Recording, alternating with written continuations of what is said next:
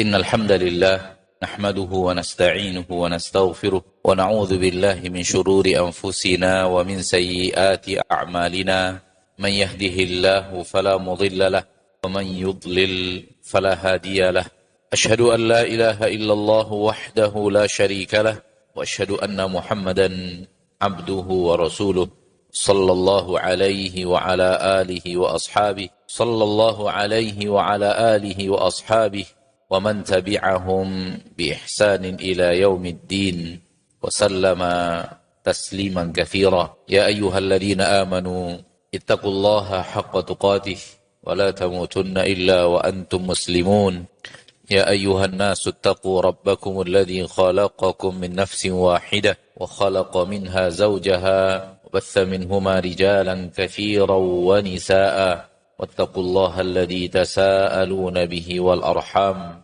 إن الله كان عليكم رقيبا يا أيها الذين آمنوا اتقوا الله وقولوا قولا سديدا يصلح لكم أعمالكم ويغفر لكم ذنوبكم ومن يطع الله ورسوله فقد فاز فوزا عظيما ما بعد فإن أصدق الحديث كتاب الله وخير الهدي هدي محمد صلى الله عليه وسلم شر الأمور محدثاتها فإن كل محدثة بدعة وكل بدعة ضلالة كل ضلالة في النار عشر المسلمين عشر المسلمات الحاضرين والحاضرات المشاهدين والمشاهدات para pemirsa dimanapun Anda berada rahimani wa rahimakumullah.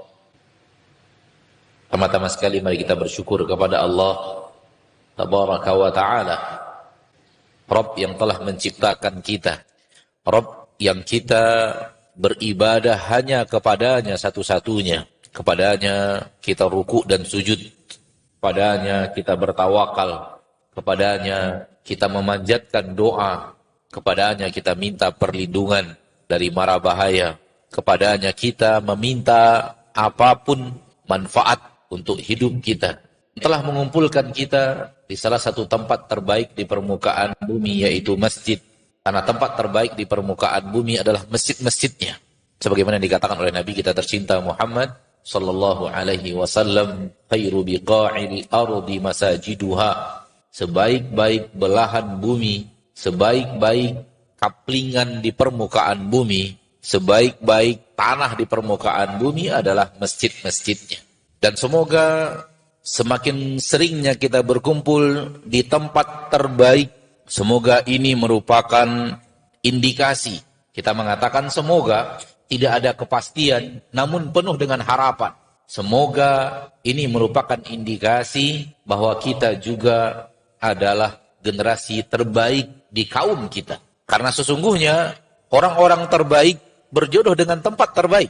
Sebagaimana kita bersyukur kepada Allah menggerakkan hati kita untuk mau duduk berkumpul di tempat terbaik di permukaan bumi.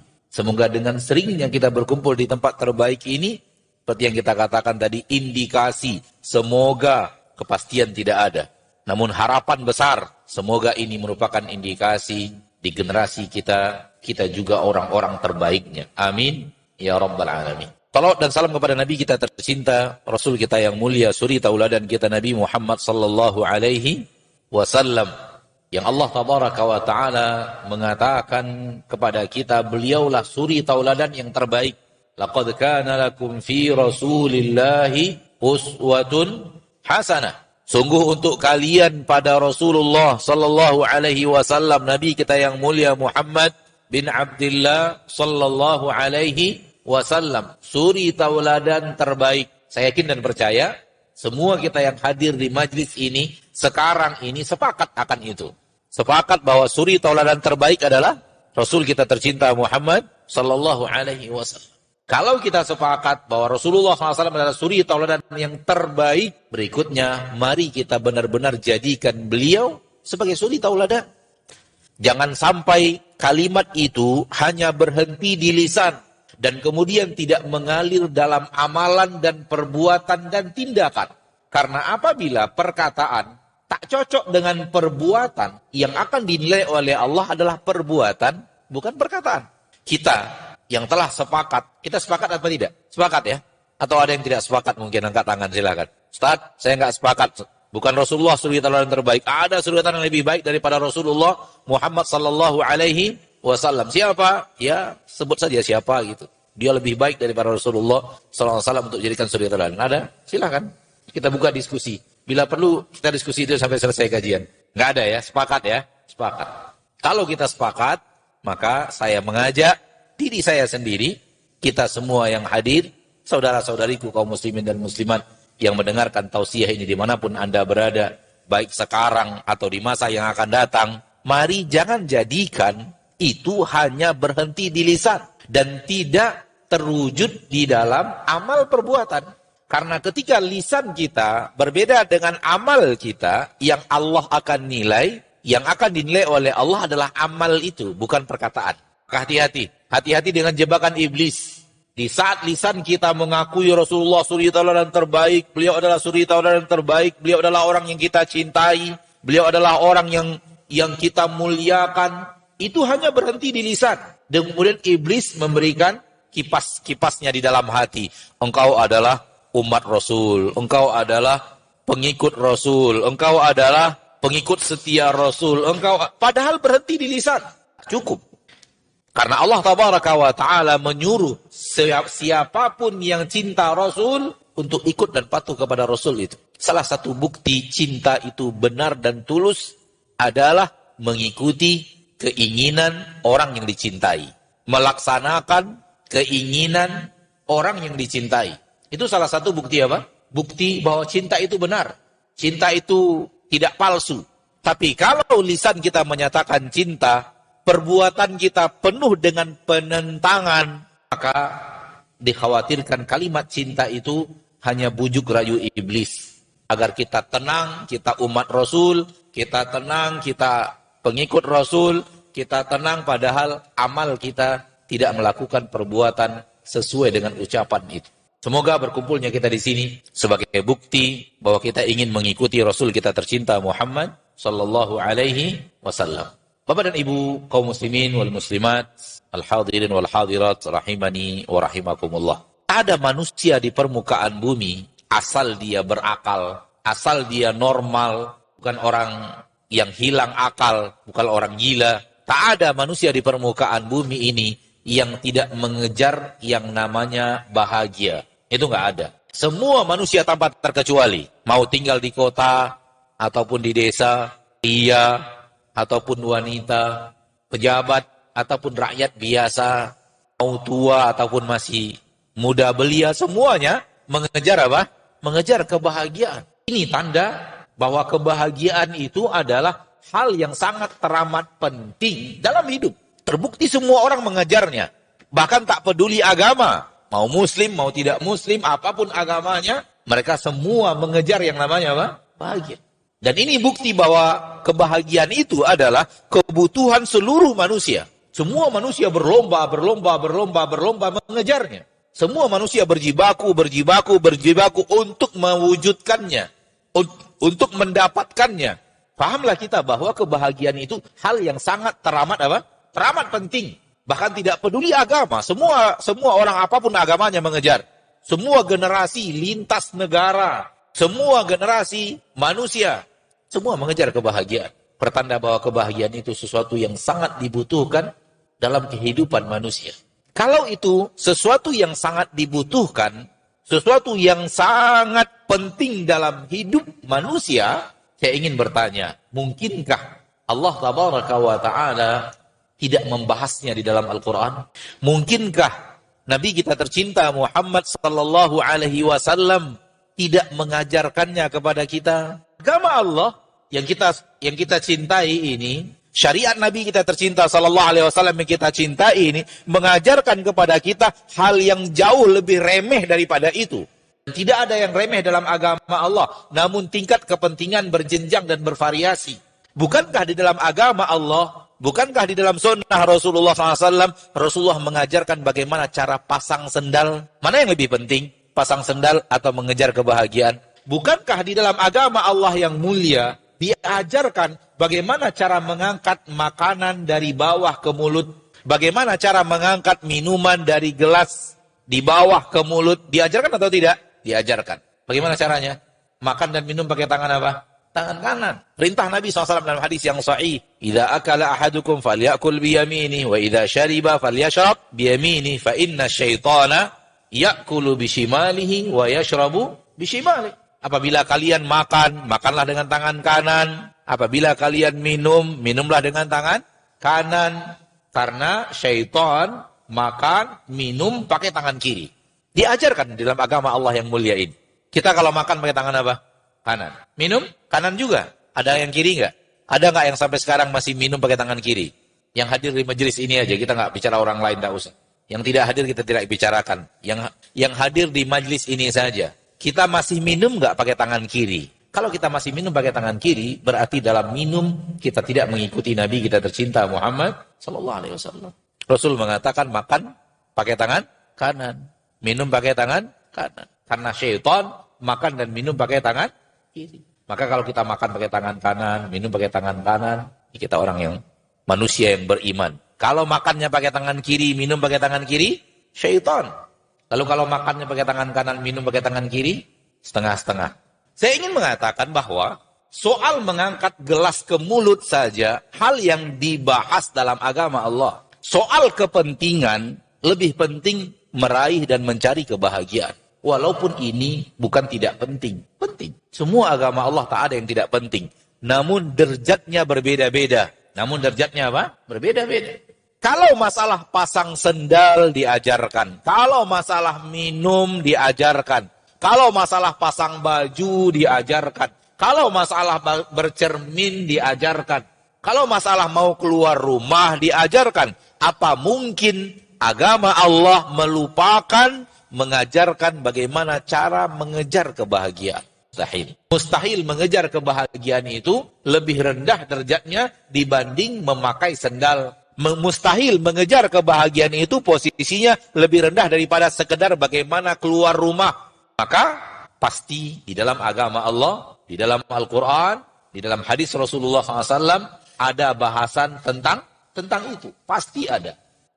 Kalau kita sudah yakin pasti ada, maka pada kesempatan yang berbahagia ini saya ingin mengatakan dan mengajak berbicara dari hati ke hati siapapun dari kaum muslimin yang ketika ingin mencari kebahagiaan tidak mencarinya di dalam Al-Quran dan hadis, justru mencarinya di buku-buku karangan orang lain, bukan di dalam kitab yang Allah turunkan, bukan di dalam wahyu yang disampaikan oleh Rasulullah SAW. Cari bukunya, pergi toko buku, cari bagaimana cara menjadi manusia bahagia, bagaimana menciptakan kebahagiaan dalam hidup.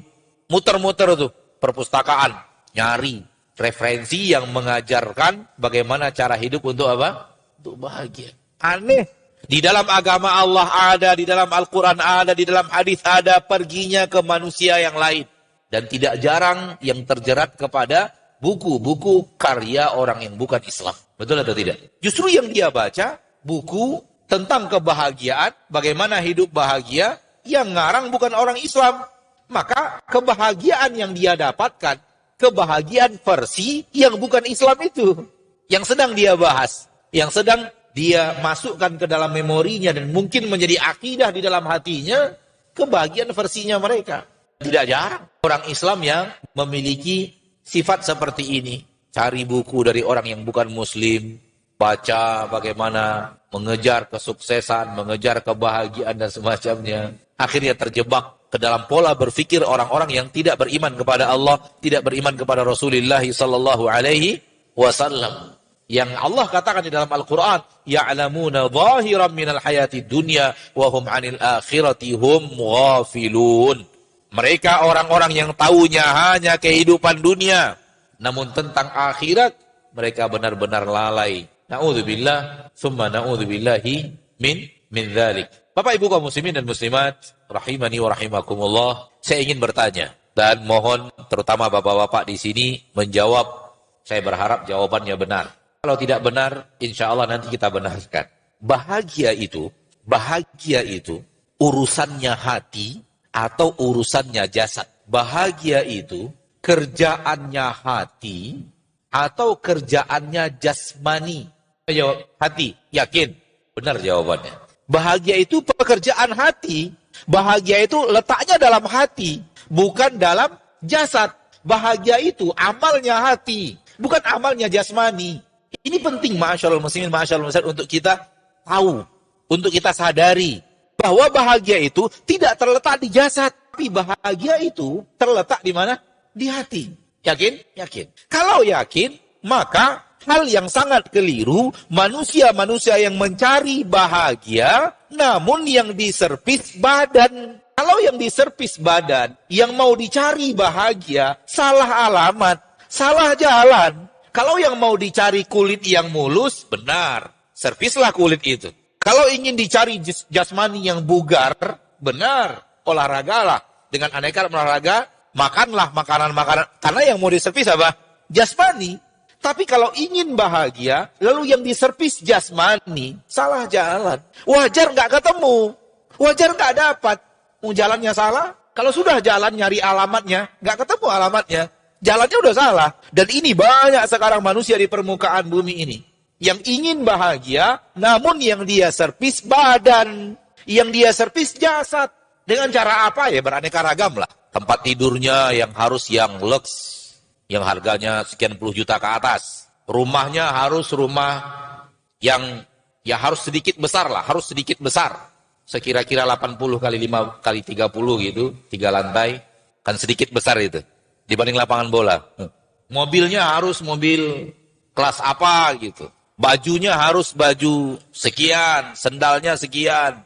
Sepatunya harus begini. Sabun mandinya harus begini. Parfumnya harus begini. Semua ini manusia yang menservis apa? Jasad. Kalau di sana Anda mencari kebahagiaan, nggak dapat. Nah, Anda hanya menservis jasmani. Sementara kebahagiaan itu letaknya di rohani. Kebahagiaan itu letaknya dalam hati. Maka kalau ingin menjadi orang yang bahagia, yang harus diperhatikan hati. Karena di sanalah kebahagiaan itu berada.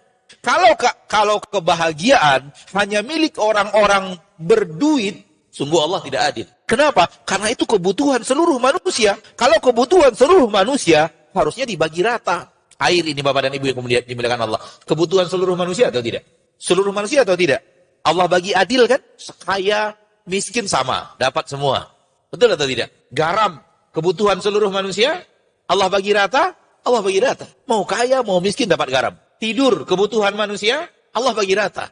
Oh, yang kaya tidurnya nyenyak, yang miskin tidurnya nggak nyenyak. Oh, nggak benar. Salah besar. Boleh jadi orang yang miskin tidurnya jauh lebih nyenyak, jauh lebih bagus kualitas tidurnya dibanding orang kaya. Itu terbukti, sangat terbukti. Dalam kehidupan saya yang sangat singkat, saya menemukan beberapa orang yang nggak bisa tidur. Apa istilah orang nggak bisa tidur? Apa? Insomnia, nggak bisa tidur. Dan subhanallah, tak ada satupun di antara mereka orang miskin. Semuanya, Masya Allah, tabarakallah, orang berduit. Belum ada tuh, petani nggak bisa tidur gitu, belum ketemu. Yang narik becak gitu nggak bisa tidur, nah, belum ketemu. Bahkan hari siang, terik matahari, enak tidur di trotoar. Ngorok dia. Tidur kebutuhan manusia atau tidak? Allah bagi rata, Allah bagi rata.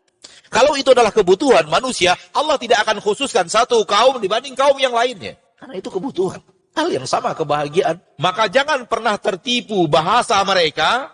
Kalau ingin bahagia harus kaya. Siapa bilang? Kalau bukan mereka-mereka yang menatap kebahagiaan dengan cara yang keliru. Menatap kebahagiaan dengan rumus yang bukan diciptakan oleh Allah dan diajarkan oleh Rasulullah sallallahu alaihi wasallam. Ini akibat salah baca tadi. Rasul kita Muhammad sallallahu alaihi wasallam manusia paling bahagia di permukaan bumi. Hidup penuh dengan kenikmatan, hidup penuh dengan serba fasilitas yang serba mewah. Tidak. Semua para guru, semua para ustadz, semua para orang yang berilmu tentang sejarah Rasul, semua umat yang belajar tentang sirah Rasul tahu Rasul kita tercinta SAW hidup benar-benar sangat-sangat sederhana. Sampai Umar masuk ke rumah Rasul SAW melihat rumahnya kosong, alas tidurnya sederhana sekali, bantalnya sederhana sekali, di rumahnya tidak ada apa-apa, hanya ada tempat air, kemudian tempat menyimpan makanan, gandum, kemudian ada sesuatu yang tergantung di ala kadar. Tetapi hidup di rumah yang sangat ala kadar itu manusia yang paling bahagia hidup di permukaan bumi. Menandakan bahwa kebahagiaan tidak dijanjikan oleh sarana dan prasarana. Kebahagiaan tidak dijanjikan oleh harta yang melimpah ruah, jabatan yang tinggi, nama yang terkenal. Itu enggak. Maka ketika manusia tertipu dengan hal yang seperti, dan alangkah banyaknya yang seperti itu, tertipu dengan prinsip ini, dia mengira bahwa kalau sudah punya harta banyak, baru kemudian dia bisa jadi orang bahagia. Kalau sudah punya jabatan tinggi, baru kemudian akan menjadi orang yang bahagia. Kalau kemudian sudah sukses dalam dunia apapun, sehingga terkenal, ternama, menjadi orang yang dikenal di mana-mana, menjadi orang yang tersohor, baru akan menjadi orang bahagia. Akhirnya hidupnya untuk mengejar hal tersebut. Dan setelah dia dapatkan, kebahagiaan pun tak kunjung datang. Karena salah alamat. Jadi para kaula muda, terutama para pemuda ini, yang sering dijadikan target untuk memandang bahwa harta, tahta, nama adalah syarat menjadi manusia bahagia. Karena di zaman kita sekarang terlalu banyak yang berburu kebahagiaan di jalan itu. Fahadallahu alladhina amanu wa amilu salihat. Namun Allah memberikan hidayah kepada orang-orang yang beriman dan beramal saleh. Bapak dan Ibu ini muliakan Allah tabaraka wa taala. Allah berfirman di dalam Al-Qur'an surat Ar-Ra'du ayat 18. Ayat 28, maaf. Alladzina amanu wa tatma'innu qulubuhum bi dzikrillah. Ala bi dzikrillahi tatma'innul qulub. Orang-orang yang beriman yang hati mereka tenang dan tentram jika mereka berzikir kepada Allah tabaraka wa taala. Ala bidzikrillahi tatmainnul qulub. Ketahuilah, hanya dengan zikir kepada Allah hati akan menjadi tentram. Temu ayatnya, surat Ar-Ra'd ayat ke-28. Di sini Allah mengajarkan kebahagiaan. Di sini Allah tabaraka wa taala mengajarkan kepada kita apa? Kebahagiaan. Orang-orang yang beriman, yang hati mereka akan tenang dan tentram. Ini di hati orang-orang yang bahagia. Kapan seseorang bahagia? Ketika dia menemukan ketenangan, ketentraman, kedamaian di dalam hatinya. Hatinya tenang, tidak resah, tidak gelisah, tidak penuh dengan hal-hal yang membuat hati itu panik. Dia bahagia. Apalagi bahagia kalau bukan itu? Alladzina amanu wa tatma'innu qulubuhum bidzikrillah. Ala bidzikrillah. Ketahuilah, hanya dengan zikir kepada Allah. Lihat, hanya dengan zikir kepada Allah. Tatmainnul qulub, hati akan menjadi tenang dan tentram. Hati akan menjadi bahagia kalau seandainya hati itu dibawa untuk berzikir kepada Allah Subhanahu wa taala. Dan zikir dalam ayat ini, zikir dalam maknanya yang umum. Zikir dalam ayat ini, zikir dalam maknanya yang umum. Apa itu? Seluruh ketaatan kepada Allah adalah zikir. Karena zikir terbagi dua, umum dan khusus. Umum adalah seluruh ketaatan, seluruh yang dicintai dan diridhoi oleh Allah tabaraka wa taala adalah zikir kepada Allah. Sebagaimana Allah berfirman di dalam Al-Quran surat Taha, wa aqimis salata li dzikri, dan dirikan salat dalam rangka zikir kepada aku. Seperti yang Allah katakan di dalam surat Ali Imran, alladzina yadhkuruna Allaha qiyaman wa qu'udan wa ala junubihim, yang berzikir kepada Allah ketika berdiri, ketika duduk, ketika berbaring. Zikir di sini dalam makna yang umum, yaitu seluruh ketaatan. Ketika berdiri kita melakukan ketaatan, ketika duduk di atas ketaatan, berbaring pun untuk melakukan sebuah ketaatan kepada Allah Subhanahu wa taala, apapun jenis ketaatan itu. Dan ada zikir dalam makna yang umum, dalam makna yang khusus, yaitu zikir lisan, tasbih, takbir, tahmid, tahlil, hauqalah, la haula wala quwata illa billah, hamdalah, alhamdulillah, istirja, inna lillahi wa inna ilaihi raji'un. Ini zikir dalam makna yang khusus, yaitu zikir diucapkan oleh lisan. Alladzina amanu wa tatma'innu qulubuhum bi dzikrillahi, ala bi dzikrillahi tatma'innul qulub. Orang-orang yang beriman, yang hati mereka akan tenang dan tentram di saat mereka beribadah kepada Allah, di saat mereka melakukan ketaatan kepada Allah, di saat mereka berzikir kepada Allah dengan aneka ragam zikir. Lalu kemudian Allah katakan, dan Allah yang menciptakan hati kita, ala bi dzikrillahi tatmainnul qulub. Ketahuilah, hanya dengan zikir kepada Allah inilah hati kalian bisa menjadi tentram, damai, tenang, bahagia, enak, nikmat. Dalam ayat ini tegas. Pencipta hati manusia. Yang ciptakan hati kita siapa? Allah. Pencipta hati kita mengatakan, hanya dengan zikir kepadaku, hatimu bisa tenang dan tentram. Hatimu bisa damai. Hatimu bisa teduh. Hatimu bisa bahagia. Hanya dengan zikir kepadaku. Sekarang kita tinggalkan zikir itu. Kita tinggalkan sholat. Kita tinggalkan berkata jujur. Kita tinggalkan amar ma'ruf nahi mungkar. Kita tinggalkan duduk menuntut ilmu, menimba ilmu. Kita tinggalkan membaca Al-Quran. Banyak manusia, kita yang saya maksud manusia secara umum. Lalu dia pergi kepada mencari harta, mengejar tahta dan Toyota. Duduk di tempat-tempat maksiat, minum minuman yang terlarang, membicarakan pembicaraan ghibah dan namimah. Kapan dia akan mendapatkan kebahagiaan di jalan itu? Kapan hatinya akan tenang dan tentram di jalan itu? Tak nyambung. Yang mau dicari ketentraman hati, yang dilakukan jalur yang berbeda. Dan ini akibat apa? Akibat mencari kebahagiaan di jalan yang salah. Karena apa? Bacaannya keliru. Hal yang mirip dengannya di dalam firman Allah Tabaraka wa Ta'ala di dalam Al-Quran surat An-Nahl ayat 97. Allah berfirman, "Man 'amila salihan min dzakarin aw untha wa huwa mu'min falanuhyiyannahu hayatan thayyibah." Barang siapa yang beramal saleh, baik laki-laki ataupun wanita, wa huwa mu'min, dan dia beriman. Anggota badannya melakukan amal saleh, hatinya beriman kepada Allah Tabaraka wa Ta'ala, maka lengkap kedua-duanya. Hati beriman, amal saleh melakukan ketaatan kepada Allah Tabaraka wa Ta'ala, maka Allah berjanji, falanuhyiyannahu hayatan thayyibah. Maka kami akan hidupkan dia dalam kehidupan yang sangat enak dan nikmat. Kami hidupkan dia dalam kehidupan yang nyaman. Kami hidupkan dia dalam kehidupan yang indah, damai, tentram, lezat, bahagia.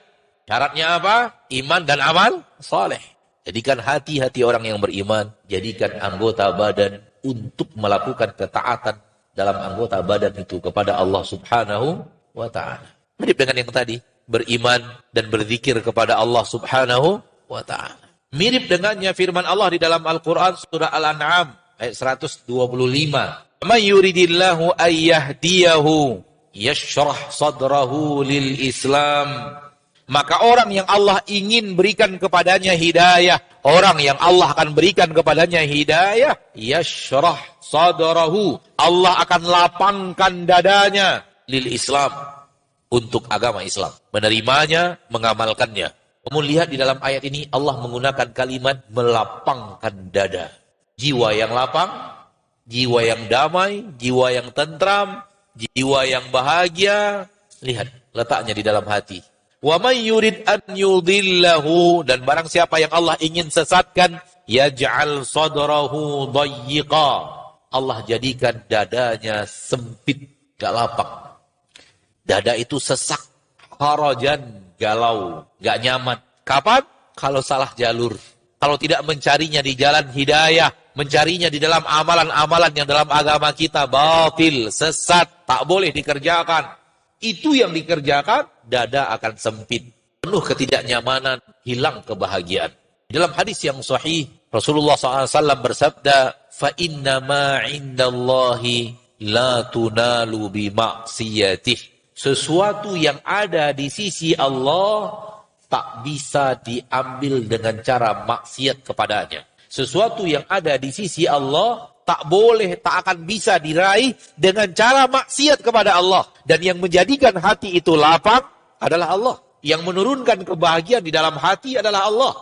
Yang menjadikan hati itu damai dan tentram, yang memberikan kehidupan menjadi kehidupan yang aman, nyaman, tentram, bahagia adalah Allah. Dan apa yang ada di sisi Allah tak bisa diraih dengan cara berbuat maksiat kepada Allah Subhanahu wa Ta'ala.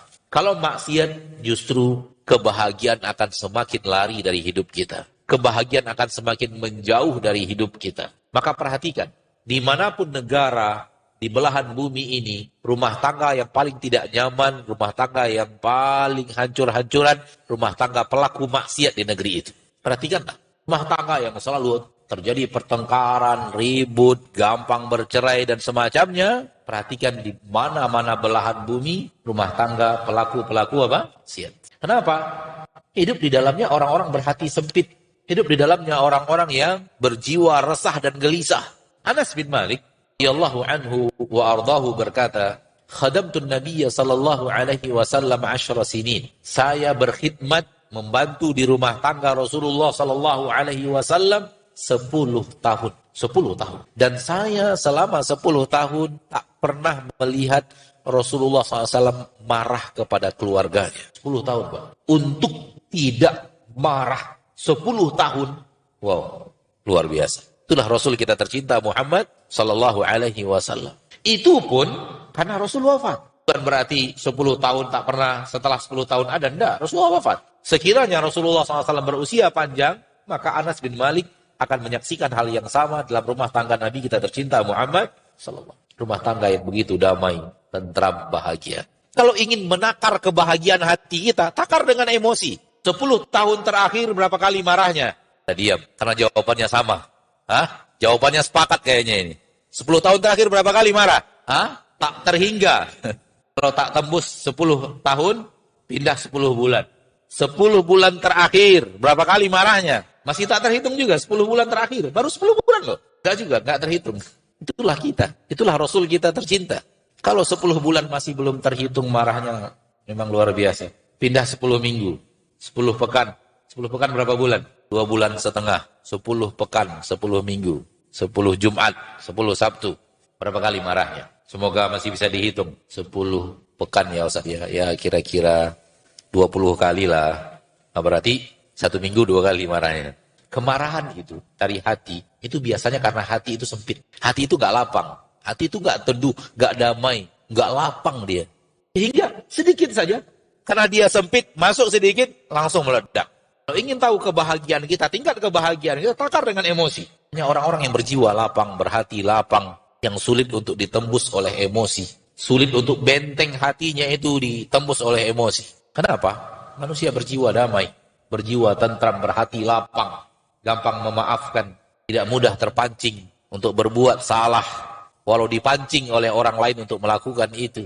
Hal yang mirip dengannya di dalam Al-Quran, surat Al-Infitar, ayat 13. Allah Tabaraka wa Ta'ala berfirman, Innal abrara lafi na'im. Sesungguhnya orang-orang yang taat, lafi na'im, benar-benar berada di dalam kenikmatan. Sesungguhnya orang-orang yang taat, patuh dan taat kepada Allah Tabaraka wa Ta'ala, hidup untuk ketaatan kepada Allah, hidup untuk aneka ragam ibadah dan ketaatan kepada Allah. Allah katakan la fi na'im, benar-benar berada di dalam kenikmatan.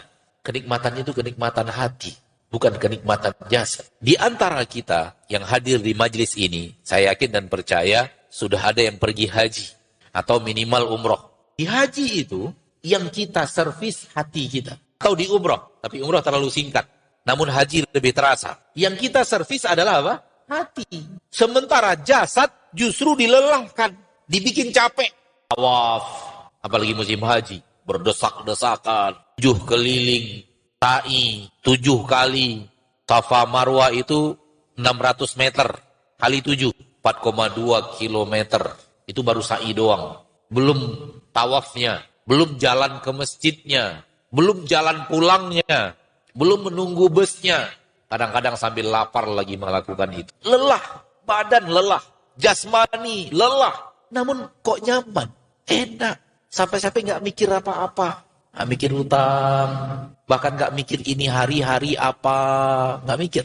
Banyak jemaah haji itu tanya, Pak hari apa sekarang? Gak tahu saya Ustaz, hari apa sekarang. Saking yang dia pikirkan tuh sholat, baca Quran, tawaf, berinfak, jaga lisan, jangan sampai berbuat maksiat, jaga mata, jangan sampai berbuat maksiat. Kita temukan kebahagiaan ketika melakukan ibadah haji yang kita tidak temukan di rumah kita sendiri. Apa yang terjadi? Yang terjadi kebahagiaan masuk dalam hati melalui aneka ragam ibadah dan ketaatan yang kita lakukan. Bapak Ibu yang dimuliakan Allah, kalau ingin menjadi orang yang bahagia, lakukan aneka ragam ibadah dan ketaatan kepada Allah dengan penuh keikhlasan. Karena disitulah Allah sembunyikan kebahagiaan. Allah menyembunyikan kebahagiaan di balik ibadah. Maka yang mencarinya di balik harta, nggak bertemu. Yang mencarinya di balik tahta kejauhan. Yang mencarinya di balik maksiat, salah alamat. Karena Allah meletakkan kebahagiaan itu di balik ketaatan. Ketika tahajud, subhanallah, apalagi tahajud, akan membawa kedamaian yang luar biasa di dalam hati seorang hamba. Rasulullah SAW bersabda dalam sebuah hadis riwayat Imam Muslim, apabila seorang hamba akan tidur, itu syaitan memantra-mantrainya dan membuat pintalan sebanyak 3 kali. Dia berkata, alaika lailun tawil farqud. Lalu dia membuat ikatan, sihirnya syaitan. Setiap seorang hamba akan tidur di malam hari, 3 kali syaitan lakukan itu kepadanya. Hendaknya kamu tidur panjang malam ini. Tidurlah dengan nyaman. Ikat 1 kali, 2 kali, 3 kali. Apabila hamba itu terbangun dan zikir kepada Allah, terbuka buhulan pertama. Apabila hamba itu terbangun, kata Nabi SAW, lalu dia zikir kepada Allah. Ingat Allah dan zikir kepada Allah. Terbangun dia, lalu dia ingat Allah, lalu dia baca apa? Alhamdulillahilladzi ahyani ba'da ma amatani wa ilaihin nusyur. Terbuka pintalan pertama. Buhulan syaitan pertama terbuka. Apabila dia bangkit lalu berwuduk, kata Nabi, terbuka buhulan kedua. Apabila dia sholat, terbuka buhulan ketiga. Kalau sudah terbuka ke bulan ketiga, terbuka ketiga bulan syaitan, hari itu dia hidup dengan jiwa yang nyaman dan rajin. Kalau tidak, hari itu dia akan hidup dengan jiwa yang tidak baik dan malas. Lihat faedah sholat malam. Memberikan kebahagiaan pada hari ini apabila tadi malam bangun untuk sholat malam. Ingin hari ini bahagia, sholat malam. Ingin besok bahagia, nanti malam sholat malam. Ingin besoknya lagi bahagia, sholat malam. Memberikan kebahagiaan. Karena malam itu waktu yang spesial untuk beribadah kepada Allah Subhanahu wa ta'ala. Hadis Nabi, riwayat Imam Muslim juga dari Abu Hurairah radhiyallahu ta'ala anhu wa ardahu. Rasulullah SAW bersabda, "Unzuru ila man huwa asfala minkum, wa la tanzuru ila man huwa fawqakum." Selalulah lihat orang yang di bawah kalian, jangan lihat orang yang di atas kalian. Di sini Rasul menyuruh kita melakukan ini agar kita bahagia. Metoda hidup orang yang ingin bahagia, dia tidak melihat ke atas, tapi dia selalu melihatnya kemana? Ke bawah. Dari sisi duniawi, dia tidak melihat ke atas. Dia tidak melihat orang yang hartanya lebih daripada dia tidak melihat orang yang pangkatnya lebih tinggi daripada dia tidak melihat ke atas, tapi dia melihatnya kemana? Ke bawah. Kalau rajin mengamalkan hadis Nabi itu, hidup ini tenang dan tentram, nyaman. Kenapa? Karena kita akan sering bertemu, akan sering kelihatan, akan sering nampak orang yang di bawah kita. Sehingga kita merasa, ya Allah, Engkau memberikan nikmat yang sangat banyak kepada. Maka latih mata untuk selalu melihat kemana? Ke bawah. Subhanallah ya. Mata yang ada di kepala kita ini, Allah sudah tabiatkan, dia baru nyaman kalau dilihat ke bawah. Kalau lihat ke atas terus pegel. Betul tidak? Mata yang ada di kepala ini, enaknya kalau lihat kemana? Bawah. Coba lihat ke atas terus. Gak nyaman. Berat, susah, rumit, pegel, gak nyaman. Demikian juga hati. Dalam masalah dunia, perintah Nabi SAW jangan lihat ke atas. Lihat ke bawah. Kalau Anda sehat, lihat orang sakit. Kalau Anda tidak lumpuh, lihat orang lumpuh. Kalau Anda mampu melihat, lihat orang buta. Kalau Anda punya organ tubuh lengkap, lihat orang yang organ tubuhnya buntung. Kalau Anda sudah punya istri, lihat orang yang belum punya istri. Sudah punya anak, lihat orang yang belum punya anak. Dan begitu seterusnya. Kenapa kita disuruh untuk rajin-rajin melihat orang sakit? Tujuannya untuk itu. Kenapa kita disuruh mengantarkan jenazah ke pemakaman? Salah satu tujuannya untuk itu. Rasulullah SAW bersabda dalam hadis yang sahih Imam Bukhari dan Muslim dari Abdullah bin Amr bin As, "Al-muslimu man salimal muslimuna min lisanihi wa yadihi." Orang muslim yang benar-benar muslim adalah orang muslim yang selamat orang lain dari keburukan lisannya dan keburukan tangannya. Kalau kita hidup dengan hadis ini, hidup kita akan tenang, tentram, nyaman. Kenapa? Kita tidak ingin memberikan kezoliman kepada orang lain. Kita ingin orang lain tak ada yang terganggu dengan lisan kita. Kita ingin orang lain tak ada yang terganggu dengan perbuatan kita. Hidup dengan cara seperti ini akan mendatangkan kehidupan yang luar biasa nyaman. Hidup tak ada musuh. Hidup tak ada sengketa. Hidup damai bersama siapapun yang bersama kita. Kenapa? Kita hidup dengan metode yang diajarkan Nabi SAW. Lisan kita tak mau kita sakiti orang lain. Tangan kita dan perbuatan kita tak mau sakiti orang lain. Jadi beraneka ragam yang diajarkan oleh Allah dan Rasulnya di dalam Al-Quran dan Hadis. Semua ini akan mengarahkan kepada kehidupan yang nyaman, kehidupan yang tentram, kehidupan yang bahagia, kehidupan yang lezat. Andai kita mengerti, andai kita faham, andai kita mengamalkannya. Karena semua ini bahagian daripada ketaatan kepada Allah, dan di balik ketaatan kepada Allah itu Allah sembunyikan kebahagiaan. Sehingga kita raih dengan salat, kita raih dengan membaca Al-Quran, kita raih dengan berzikir secara lisan, kita raih dengan berbakti, kita raih dengan peduli kepada sesama, kita raih dengan menjenguk orang sakit, kita raih dengan beraneka ragam ibadah dan ketaatan. Disitulah kebahagiaan Allah letakkan. Jadi sekali lagi jangan salah jalan, jangan mencari kebahagiaan justru bukan di tempatnya. Nggak akan bertemu kebahagiaan. Semoga apa yang bisa kita sampaikan pada kesempatan yang berbahagia ini bermanfaat. Dan semoga kita tahu arah jalan yang akan mengantarkan kita kepada kebahagiaan tersebut. Dan semoga kita benar-benar berusaha mengejar dan meraihnya. Kalau kita memang ingin menjadi orang bahagia seperti yang diinginkan Allah dan seperti yang diajarkan Rasulullah Sallallahu Alaihi Wasallam. Adapun maksiat memang enak sebentar, namun setelah itu akan datang kegelisahan, jiwa yang sempit, pertengkaran, dan yang lainnya. Jika kita sudah berserah diri kepada Allah, senantiasa berzikir kepada Allah, melakukan ketaatan dengan zikir lisan, namun terkadang hati masih terasa sempit, bagaimana cara mengatasinya, Ustaz? Mengatasinya adalah perbaiki ketaatan-ketaatan tadi. Ada kemungkinan ketaatan itu belum pas dengan yang diinginkan Allah dan Rasulnya. Belum selaras dengan cara ibadah yang benar. Hati belum benar-benar tawakal kepada Allah. Masih banyak mengharapkan dunia.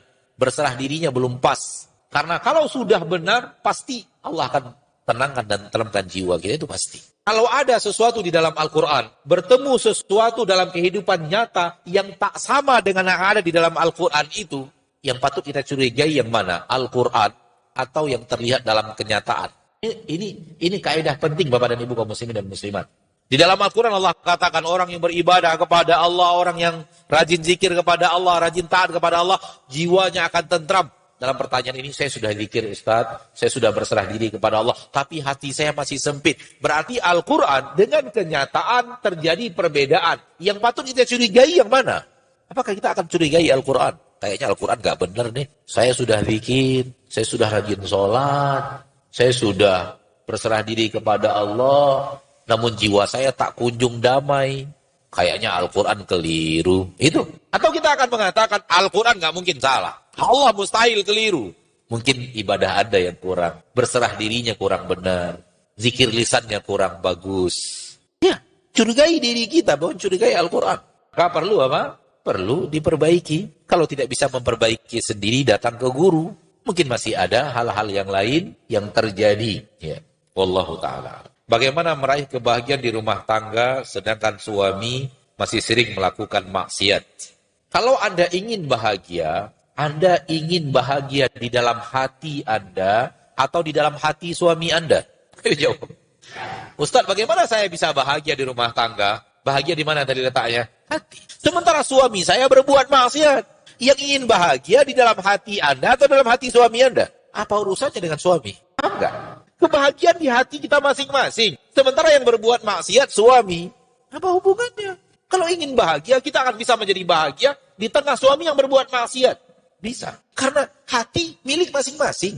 Di tengah lelaki yang super bejat, bisa hidup seorang wanita yang super solihah. Bisa? Bisa. Buktinya ada? Ada. Siapa buktinya? Hah? Istrinya Fir'aun. Suami yang Anda keluhkan tadi, Ibu, lebih bejat dari mana dibanding Fir'aun? Hah? Ini Ibu yang mengeluhkan tadi dalam pertanyaan ini. Buktinya, Asiyah bintu Muzahim hidup dengan penuh ketenangan dan ketentramannya. Padahal suaminya Fir'aun. Masa sih suami Anda belum selevel Fir'aun, Anda tidak bisa hidup bahagia? Makanya saya katakan tadi, bahwa hati masing-masing, kita bawa masing-masing. Di dalam diri kita masing-masing, nggak ada hubungannya dengan orang. Kita ingin bahagia di hati kita, tidak terpengaruh dengan perbuatan orang. Dia. Saya. Haruskah saya berbicara untuk menasihati? Ya, nasihati. Mas, nggak boleh. Ini maksiat. Cintaku, maksiat, nggak boleh. Masih saja urusan dia dengan Allah, bukan urusan kita.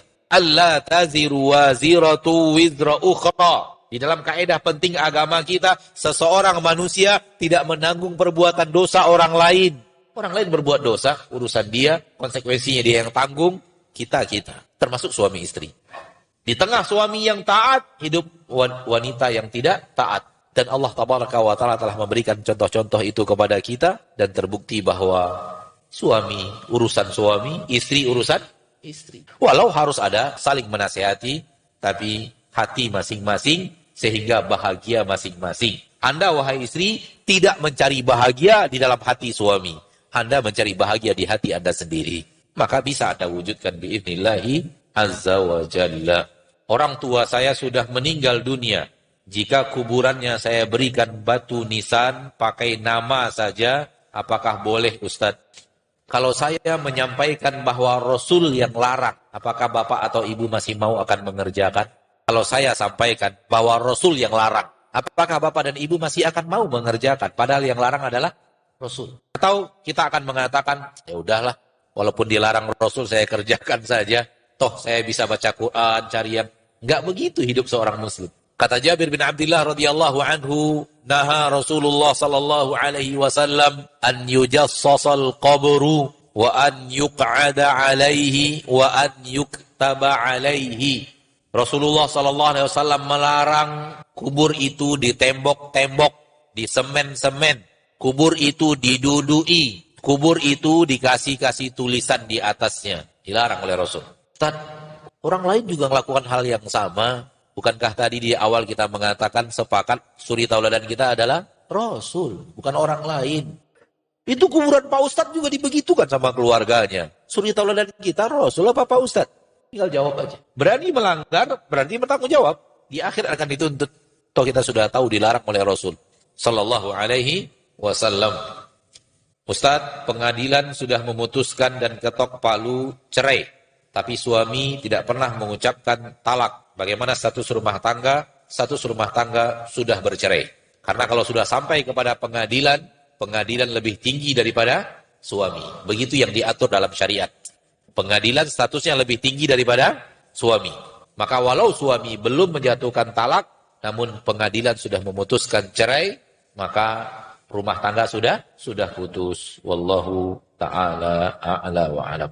Saya ingin menanyakan pengobatan terapi menggunakan batu yang dipanaskan, batu sulfur. Apakah ini termasuk perbuatan syirik? Saya mendapatkan fatwa ulama, ini masuk syirik kecil. Masuk ke dalam syirik kecil. Apabila ini diyakini adalah penyebab kesembuhan. Ini masuknya ke dalam syirik kecil, menjadikan sesuatu yang bukan sebab adalah sebab. Namun apabila diyakini batu itu yang menyembuhkan, maksudnya masuknya ke dalam syirik besar. Tapi kalau keyakinan ini adalah bahagian daripada cara mendapatkan kesembuhan, batu ini punya sesuatu yang bisa melancarkan darah dan semacamnya, maka saya mendapatkan fatwa ini masuknya ke dalam syirik kecil, menjadikan sesuatu yang bukan sebab menjadi sebab. Wallahu a'lam. Apabila kita ingin merutinkan puasa Daud, apakah boleh? Ketika Rasulullah SAW hidup, Rasulullah membolehkan. Ketika Rasulullah SAW hidup, Rasulullah apa? Membolehkan. Kalau Rasulullah SAW membolehkan, apakah ada hak manusia lain untuk melarangnya? Rasul membolehkan. Orang sahabat terdengar oleh Rasul puasa setiap hari. Setiap hari puasa. Kata Nabi, antum puasa setiap hari, ya, jangan lakukan. Cukup puasa itu 3 kali dalam sebulan. Kata sahabat itu, ya Rasulullah, saya bisa lebih banyak daripada itu, kenapa harus 3 kali sekali sebulan? Terus diturunkan sampai kepada puasa 1 hari, puasa tidak, dan tak ada yang lebih daripada itu. Nabi mengatakan puasa 1 hari tidak, dan tidak ada yang lebih daripada itu. Maka sahabat ini semenjak itu sampai wafat, hari ini puasa, besok tidak, hari ini puasa, besok tidak, hari ini puasa, besok tidak. Dapat izin dari Rasul kita tercinta Muhammad sallallahu alaihi wasallam. Maka kalau Rasul mengizinkan, tak ada manusia manapun yang boleh melarangnya. Wallahu a'lam bishawab. Saya ingin hijrah secara total, namun lingkungan belum mendukung. Berikan saya kiat-kiatnya Ustaz. Kira-kira negeri kita sekarang ini, dengan masyarakat kita sekarang ini, yang kita keluhkan dalam pertanyaan ini, Muslim yang bersama kita sekarang ini, ya masyarakat kita lah. Masyarakat kita yang ada kitanya. Paham yang saya maksud? Yang kita sekarang ini, yang kita rasakan. Bapak atau ibu yang bertanya, Allah alam saya tidak tahu apakah bapak atau ibu yang bertanya ini, dan atau kita semuanya, mari kita lihat. Masyarakat kita sekarang ini, masih lebih baik mana? Masyarakat kita ini atau kafir Quraisy? Masih lebih baik mana? Masyarakat kita lebih baik daripada masyarakat kafir Quraisy. Baik. Para sahabat Nabi, mereka bisa hijrah di tengah masyarakat yang demikian bobrok? Bisa? Kenapa kita tidak? Oleh karena itu, saya mengatakan jangan salahkan lingkungan, salahkan diri kita. Diri kitanya. Hijrah di hati, hijrah di diri masing-masing. Kenapa kok lingkungan yang disalahkan? Lalu kemana kita akan mencari lingkungan super bersih seperti yang terjadi ketika Nabi sudah bersama para sahabat di kota Madinah? Kemana mau kita cari sekarang ini? Kalau itu syaratnya, kalau kita baru bisa hijrah dengan baik, mau cari kemana? Demi Allah, di kota Mekah pun gak kita dapat sekarang. Yang seperti itu ya, yang seperti zaman Rasul hidup bersama para sahabat di kota Madinah, saling santun, saling sayang, saling ingatkan, saling peduli, saling menyayangi, saling menjaga lisan. Maka hijrahmu di dirimu, wahai saudaraku, bukan di lingkunganmu. Kita adalah kita, apapun lingkungan itu. Maka kalau kita baik, berada di lingkungan yang tidak baik pun kita akan baik. Namun kalau kitanya yang kurang baik, di lingkungan apapun ya kita adalah kita. Maka yang harus diurus diri kita, bukan lingkungan. Apalagi hidup di negeri yang seperti ini, alhamdulillah. Tidak hidup di negeri seperti kafir Quraisy yang dipaksa untuk kembali kepada agama Quraisy, dipaksa untuk melakukan kesyirikan, kalau tidak diazab, didera, dipukul, dicambuk, bahkan sebagian dibunuh. Tapi mereka bertahan di dalam ketaatan kepada Allah Subhanahu wa Ta'ala. Berarti diri kita yang masih terpengaruh kepada lingkungan. Kesalahan ada pada kita. Lingkungan kita sudah lumayan baik, Masya Allah. Dibanding yang lain-lainnya. Saya punya seorang teman yang istrinya masuk penjara gara-gara pakai jilbab. Istrinya di penjara gara-gara apa? Gara-gara pakai jilbab.